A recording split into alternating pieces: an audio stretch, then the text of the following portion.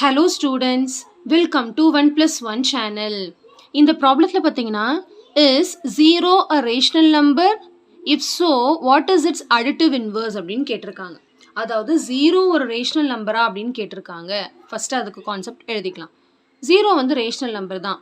ஏன்னா ரேஷனல் நம்பரோட டெஃபினேஷன் நமக்கு என்ன, இது வந்து p/q ஃபார்மில் இருக்கணும். q தான் should not be equal to 0, அதாவது டினாமினேட்டர் 0 ஆகக்கூடாது இல்லைங்களா. இப்போ இதோட மீனிங் என்னென்னா 0 அப்படிங்கிறது 0/1ன்னு அர்த்தம். நியூமரேட்டர் 0 ஆகலாம், ஓகே. 0 எனி நம்பர்னு அர்த்தம், நாட் ஒன்லி 1. 0 எனி நம்பர்னு அர்த்தம், சரிங்களா. அப்போ இதோட வேல்யூ வந்து 0. அப்போ இதுவும் ஒரு ரேஷனல் நம்பர் தான். எப்போ ரேஷனல் நம்பர் கிடையாதுன்னா டினாமினேட்டர் 0 ஆனால் தான் ரேஷனல் நம்பர் கிடையாது. ஸோ இது வந்து ரேஷனல் நம்பர் தான், எஸ் அப்படின்னு எழுதிடலாம்.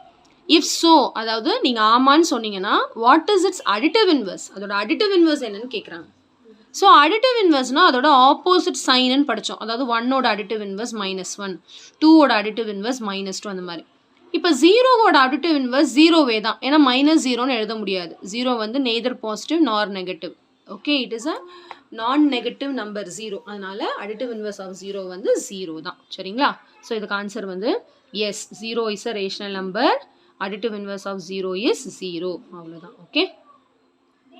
ஸோ கண்டிப்பாக இந்த சம் நல்லா உங்களுக்கு கிளியராக அண்டர்ஸ்டாண்ட் ஆயிருக்கும்னு நினைக்கிறேன். So thank you so much for வாட்சிங் ஸ்டூடெண்ட்ஸ். பாய்.